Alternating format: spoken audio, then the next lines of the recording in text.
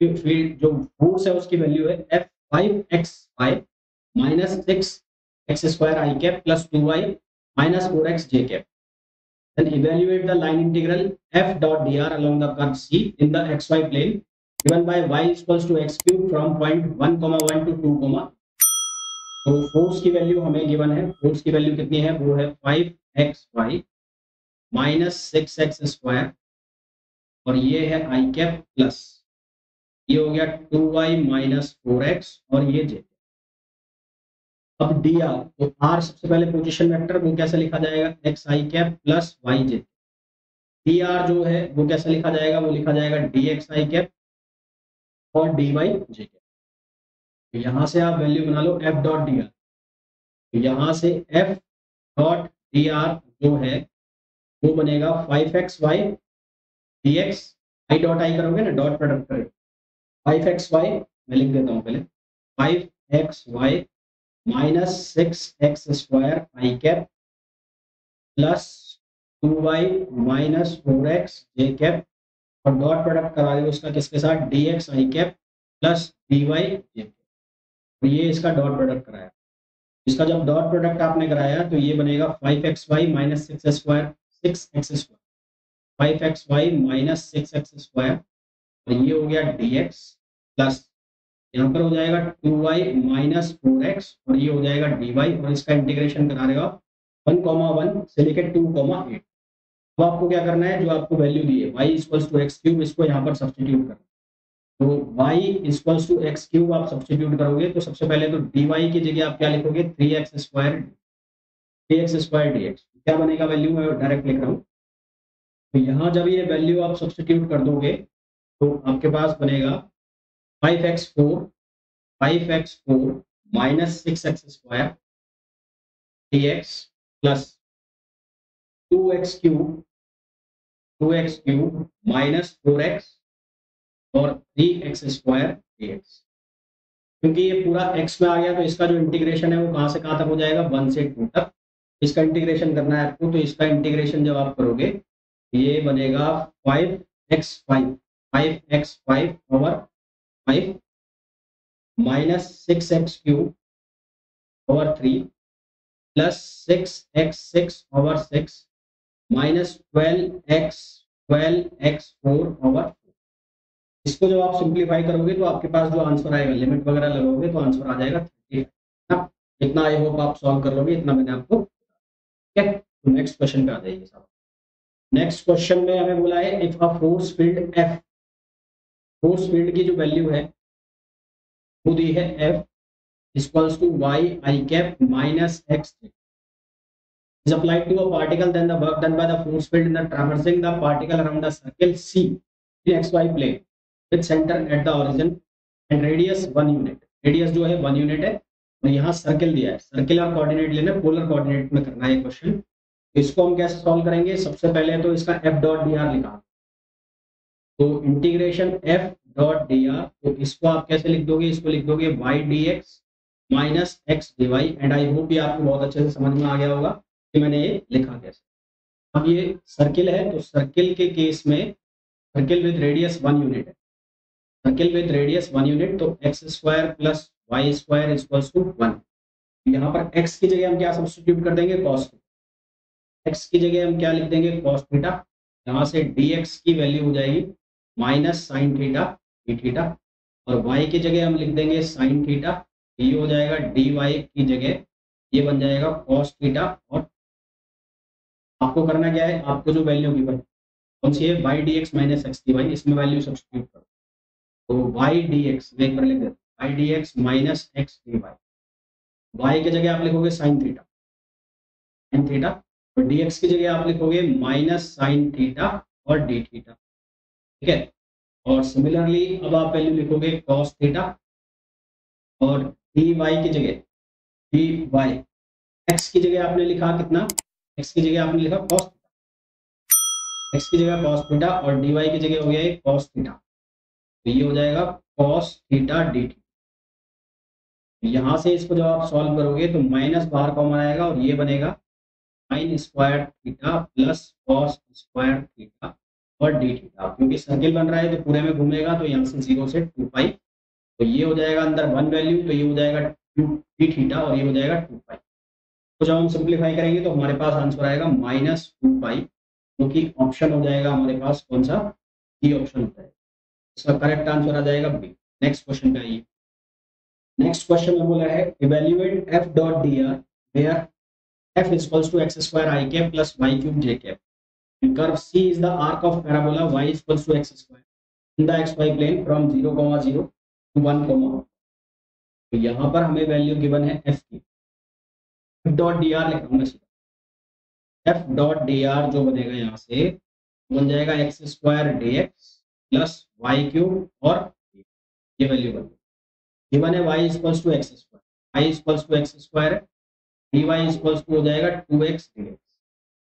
यहाँ से हमारे पास जो वैल्यू बन के आएगी x square d x as it is रहने दो, आई क्यूब की जगह हम लिखेंगे एक्स पावर 2, एक्स पावर 2 जो है ये बन जाएगा एक्स पावर 6 ना, ये बन जाएगा एक्स पावर 6, और डी वाई की जगह हम सब्स्टिट्यूट करेंगे 2x dx, तो इसको मल्टीप्लाई कर दो 2x dx, यहाँ बन जाएगा ये X square d x plus 2x power 7, 2x power 7, और ये हो जाएगा dx। अब इसका इंटीग्रेशन कर दो, इसका इंटीग्रेशन करोगे तो ये बनेगा एक्स क्यूब अपॉन 3 प्लस ये बनेगा एक्स पावर 8 अपॉन 8 आएगा, जो कि 2 से कैंसिल हो जाएगा तो 4 आ जाएगा। यहाँ इसकी लिमिट लगा दो, कहाँ से कहाँ तक, 0 से 1, 0 से 1 तक इसकी लिमिट लगाओ, ये बनेगा 1/3 प्लस 1/4, तो ये आ जाएगा 7/4, आंसर आ जाएगा 7/। नेक्स्ट क्वेश्चन पे, नेक्स्ट क्वेश्चन के अंदर में बोला गया है if force 2x plus y I cap plus 3y plus x j cap, evaluate f dot dr where c is the curve in the xy plane consisting of the straight line from 0, 0। पहले तो चल रही है straight line 0, 0 से और 2, 0 तक, then उसके बाद ये जा रहा है इस कौन से पॉइंट तक, 3, 2।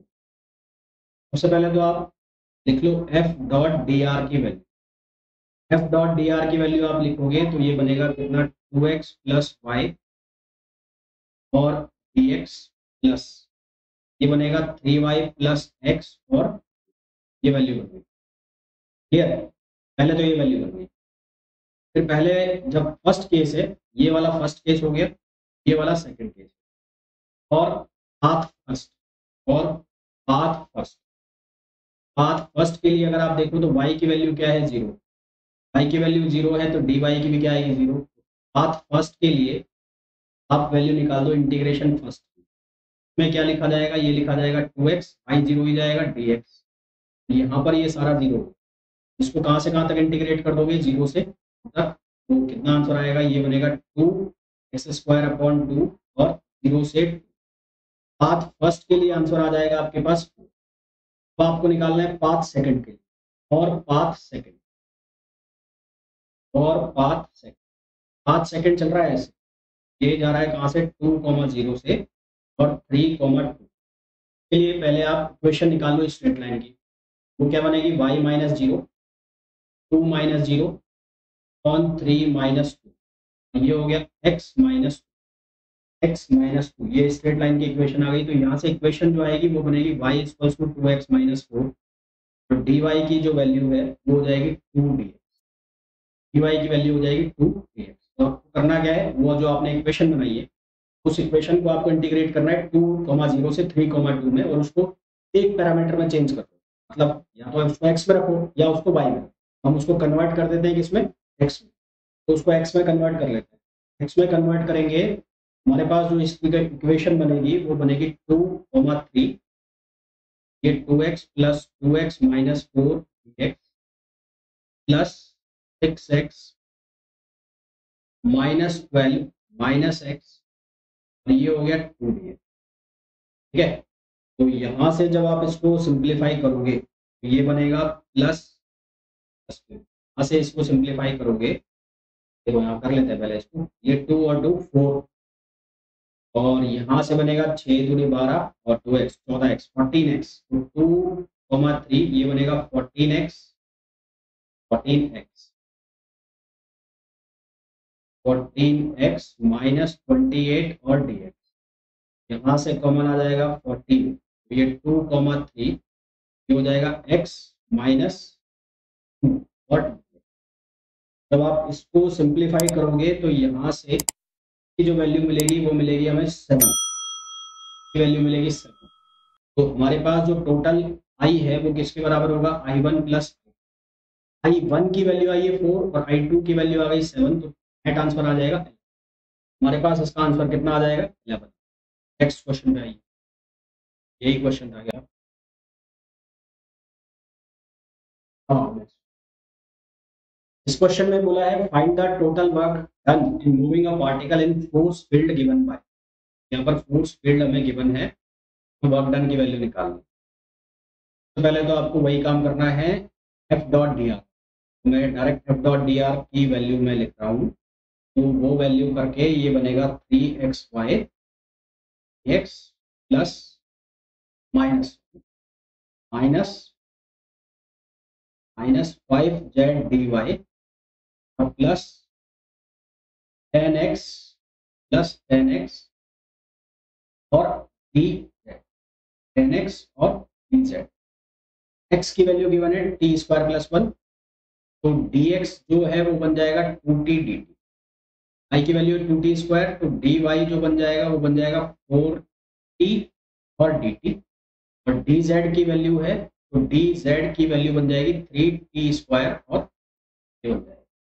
तो यहाँ पर पहले वैल्यू सब्स्टिट्यूट करो, तो 3xy t as it is, x की जगह कितना आ जाएगा t स्क्वायर प्लस 1, i की जगह 2t स्क्वायर रखेंगे, ये हो जाएगा 2t स्क्वायर, dx की जगह कितना हो जाएगा, ये हो जाएगा 2t dt minus 5z, z की जगह कितना हो जाएगा t क्यूब और dy की जगह कितना हो जाएगा 4t dt प्लस 10, x की जगह यहाँ पर वैल्यू सब्स्टिट्यूट कर दो t स्क्वायर प्लस 1 और ये dz की जगह कितना हो जाएगा 3t स्क्वायर और t की लिमिट दे रखी है 1 से, तो आपको इसको एक्सपेंड करना, एक्सपेंड करोगे तो आपके पास जो वैल्यू बनेगी वो वैल्यू बनेगी 12t पावर 5, 12t पावर 5, मैं नेक्स्ट पेज पे लिखूँ,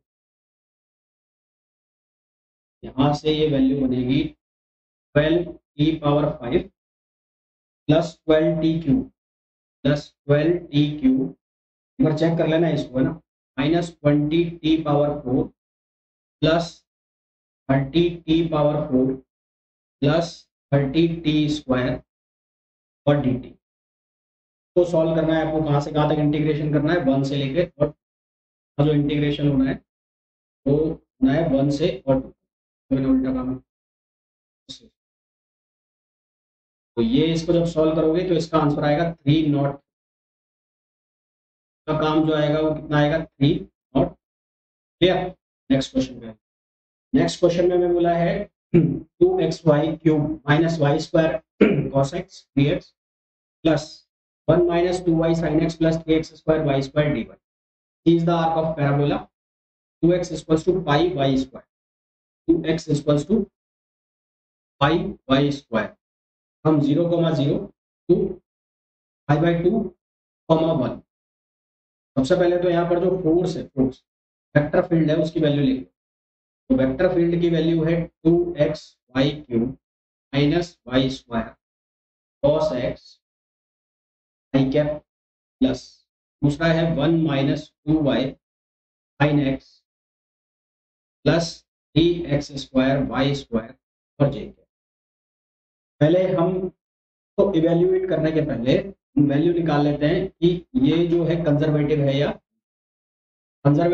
या नहीं है, इसको चेक करने के लिए हम इसका करेंगे कर्ल, इसका कर्ल 0 आना चाहिए कंजर्वेटिव। तो कैसे चेक करेंगे, i j और k, ये बनेगा d upon D x, d upon dy और d अपॉन dz।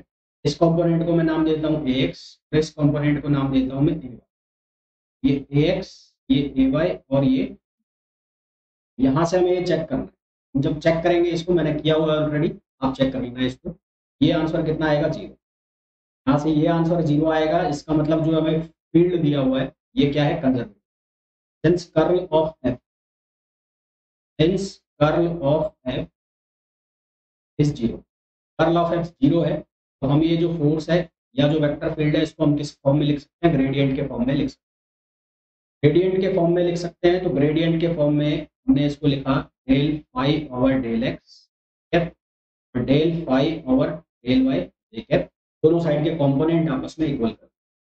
जब हमने इक्वल किया del phi upon del x, del phi upon del x इसके कौन से कंपोनेंट के इक्वल हो गया, वो इसके कौन से कंपोनेंट के इक्वल हो गया, ith कंपोनेंट यानी कि एक्स वाला, 2x y cube minus 2x y cube minus Y square cos x.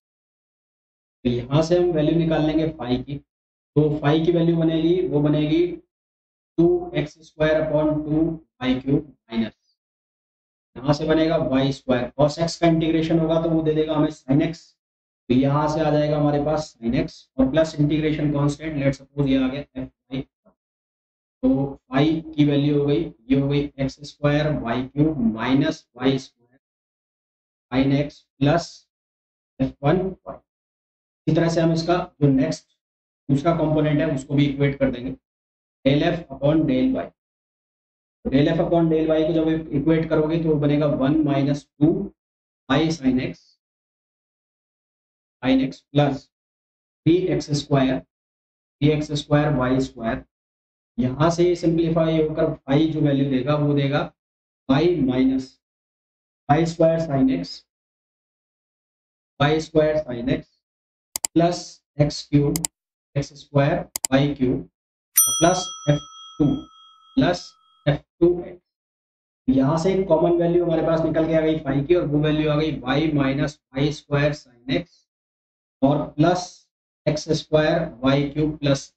अब क्योंकि यहाँ पर जो वेक्टर फील्ड है वो कंजर्वेटिव है, वेक्टर फील्ड वो कंजर्वेटिव है तो उसका जो इंटीग्रेशन है वो पाथ से इंडिपेंडेंट होगा, हमने जो उसकी प्रॉपर्टी की बात की थी, पाथ से इंडिपेंडेंट होगा तो वो उसकी जो इंटीग्रेशन की वैल्यू है वो केवल और केवल फाइनल और इनिशियल वैल्यू के डिफरेंस के बराबर, फाइनल और इनिशियल वैल्यू के डिफरेंस के बराबर होगा। तो जो इंटीग्रेशन है वो किसके बराबर होगा, वो बराबर होगा फाई टू 1 माइनस फाई, कितना है दूसरा लिमिट 0, हम ये वैल्यू इसमें सब्स्टिट्यूट कर दें, ये वैल्यू जब हम इस इक्वेशन में सब्स्टिट्यूट करेंगे तो हमारे पास जो आंसर आएगा फाई की वैल्यू वो आएगी पाई स्क्वायर बाय, हमारे पास जो वैल्यू आएगी वो कितनी आएगी, पाई स्क्वायर बाय, क्योंकि इसका रिक्वायर्ड आंसर। नेक्स्ट क्वेश्चन पे आइए, क्वेश्चन नंबर 7। क्वेश्चन नंबर 7 में हमें बोला है value of the circulation, value of the circulation of the field, field की वैल्यू हमें गिवन है around the curve where C is the intersection of the sphere and the plane। तो जो spare की इक्वेशन है वो आपको रखी है X square plus Y square plus Z square equal to 25, Z equal to 4 दिया, जेड इक्वल टू 4 यहाँ पर सब्स्टिट्यूट कर, ये बनेगा x square plus Y square plus 16 equal to 25, x square plus Y square equal to आ गया 9। एक circle की इक्वेशन बन गई जिसकी रेडियस हो गई 3, जिसकी रेडियस कितनी हो गई 3 हो गई। पहले तो आप एफ डॉट डी आर लिख दो, एफ डॉट डी आर यहाँ से आप एक्स की वैल्यू भी लिख लो, तो एक्स इक्वल टू होता है ए कॉस थीटा, ए का मतलब रेडियस, रेडियस यहाँ से 3 दिख रही है, ये 3 कॉस थीटा, डी एक्स की वैल्यू हो जाएगी -3 साइन थीटा और डी थीटा। इसी तरह से y की वैल्यू हो जाएगी 3 साइन थीटा, वो बन जाएगा D Y equals to 3 cos theta. वैसे ये क्वेश्चन मेरे हिसाब से कर सकते हो इजीली, फिर भी मैं करा देता हूँ। अब इसको आप एफ डॉट डी आर में पहले लिख लो, तो close integration f dot d r, यहाँ से बनेगा ये -3x square minus x square y d x, x square y d x plus x y square d y और plus y cube minus x cube और d z, ये बन गया। जो जो हमें वैल्यू सब्स्टिट्यूट करनी है एक्स की जगह वाई की जगह हम सब्स्टिट्यूट कर देंगे।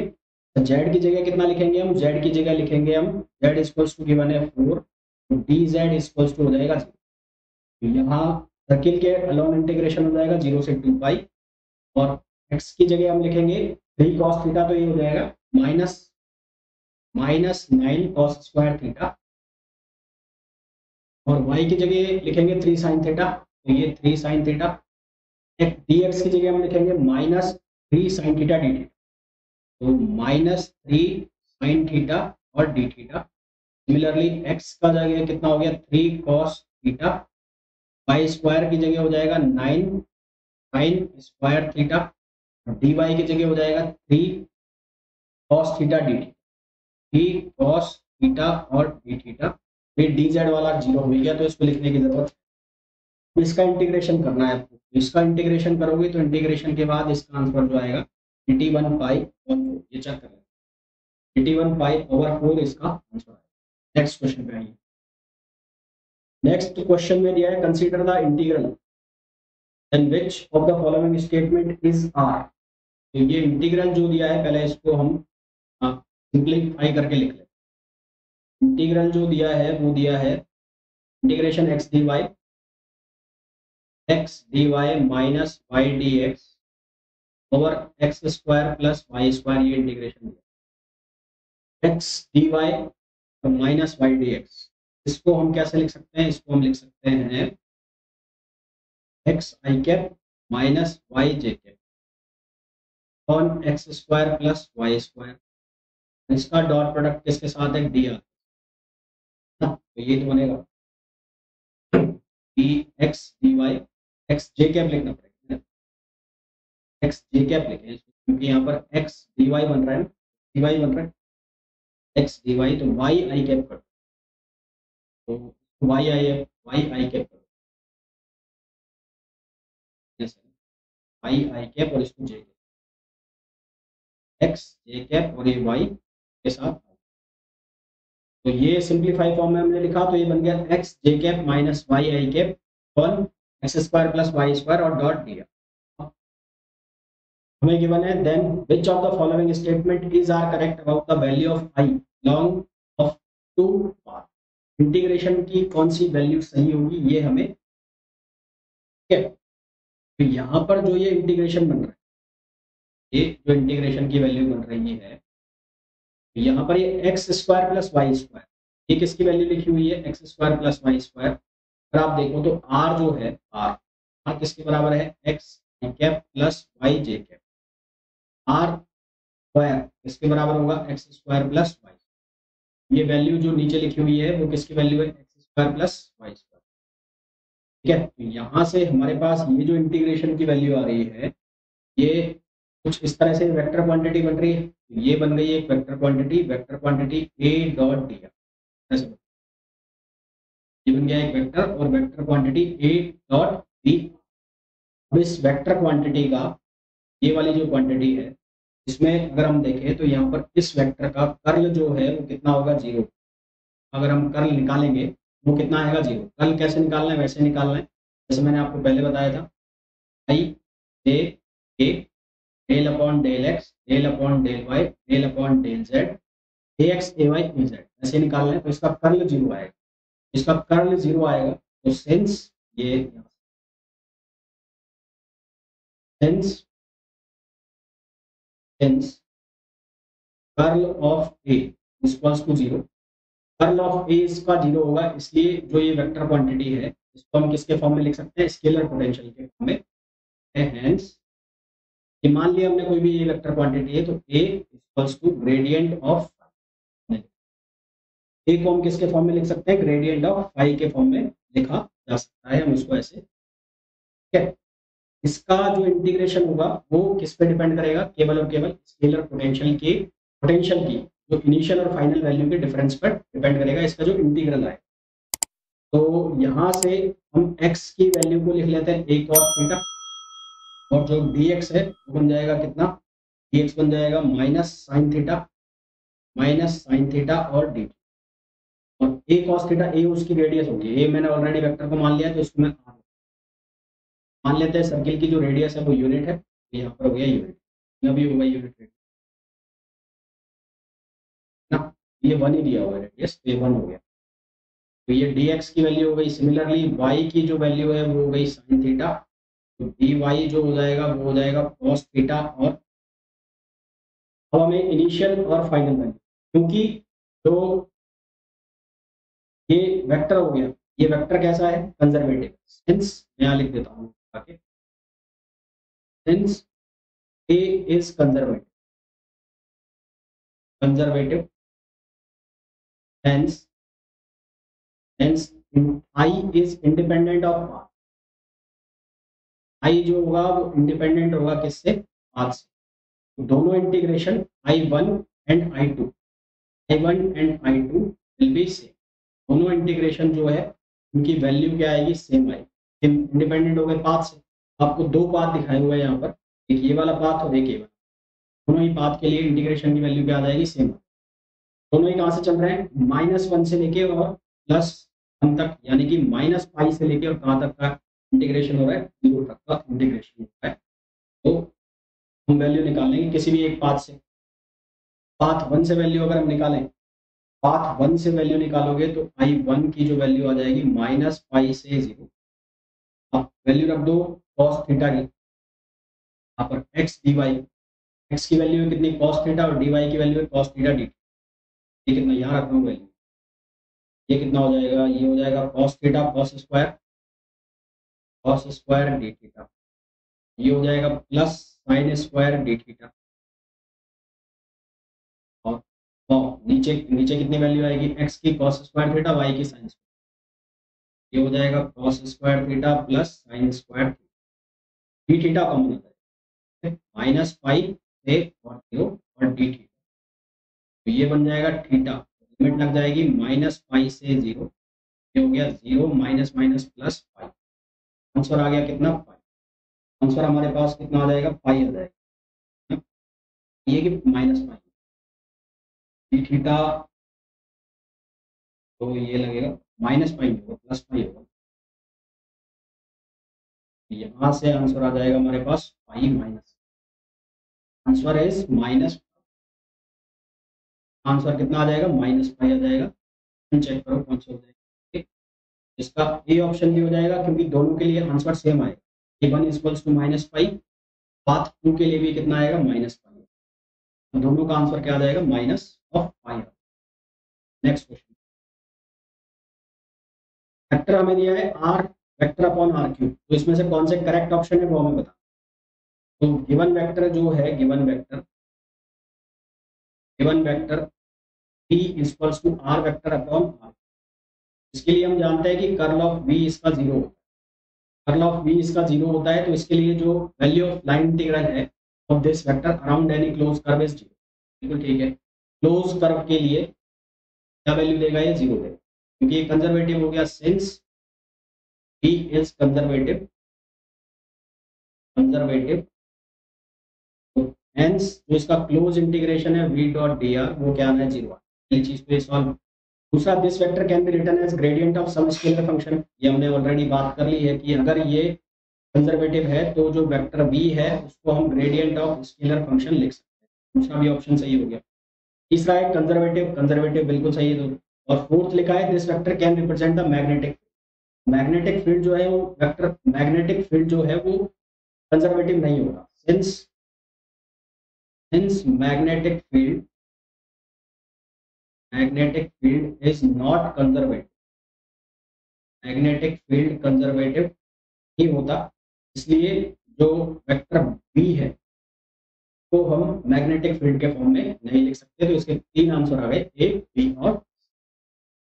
तो इसके बाद नेक्स्ट क्वेश्चन पे आइए, value of contour integration, value of contour integration r cross d theta for a circle of radius r with a center r, contour integration लगा r क्रॉस डी, ये r हो गया, क्रॉस डी थीटा ऐसा चलेगा, इन दोनों के बीच का जो एंगल हो गया वो कितना हो गया, 90 डिग्री हो गया। यहाँ से r क्रॉस डी थीटा अगर आप निकालो तो उसकी वैल्यू कितनी बनेगी, वो बनेगी r डी थीटा और साइन 90 डिग्री। तो r डी थीटा में r ये 0 से 2 पाई और डी थीटा ये हो जाएगा 2 पाई और आंसर आपके पास आ जाएगा इसका 2 पाई। ये थे लाइन इंटीग्रेशन के कुछ क्वेश्चंस जो कि आपको बहुत अच्छे से समझ में आ गए होंगे मेरे हिसाब से। और अब इसके बाद हम लोग पढ़ेंगे लाइन इंटीग्रेशन के बाद जो थ्योरम्स होती है, थ्योरम्स, गाउस डाइवर्जेंस और कौन सी, स्टोक्स थ्योरम। उसके पहले हम जो कोऑर्डिनेट सिस्टम होता है ना, जो स्फेरिकल कोऑर्डिनेट होता है, जो सिलेंड्रिकल कोऑर्डिनेट होता है, उनके डाइवर्जेंस फॉर्म क्या होता है, उनका जो कर्ल फॉर्म होता है, अलग अलग फॉर्म में उनको कैसे लिखा जाता है, वो हम समझेंगे। देन उसके बाद हम उनको सॉल्व करेंगे। मिलते हैं नेक्स्ट वीडियो में। Till then thank you.